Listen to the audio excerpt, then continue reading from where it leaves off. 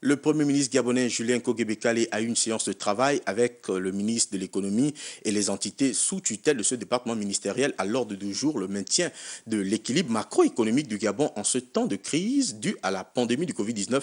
Larding Gemamba et Sédic Zendo nous font le point. Mettre en place un chronogramme d'action afin de limiter l'impact économique lié à la crise de la pandémie du Covid-19 au Gabon, le gouvernement du Premier ministre Julien Kogue-Bekale réfléchit sur les mesures du maintien de l'équilibre de la situation macroéconomique.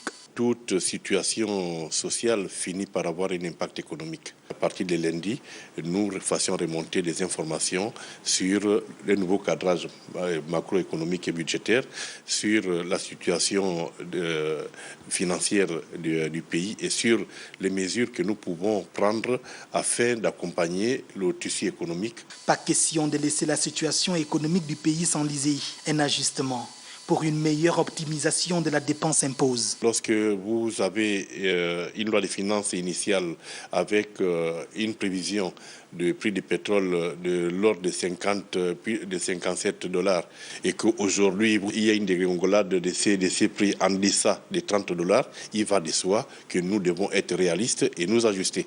Et le Premier ministre vous a dit nous sommes en guerre et lorsque nous sommes en guerre, en économie de guerre, on fait avec les moyens de ce que nous avons. Ce que nous ferons à l'endroit des entreprises sera à la hauteur de ce que disposera l'État. Si nous n'avons pas, nous ne pourrons pas faire plus. Mais ce qui est sûr, c'est que la volonté du chef de l'État est claire.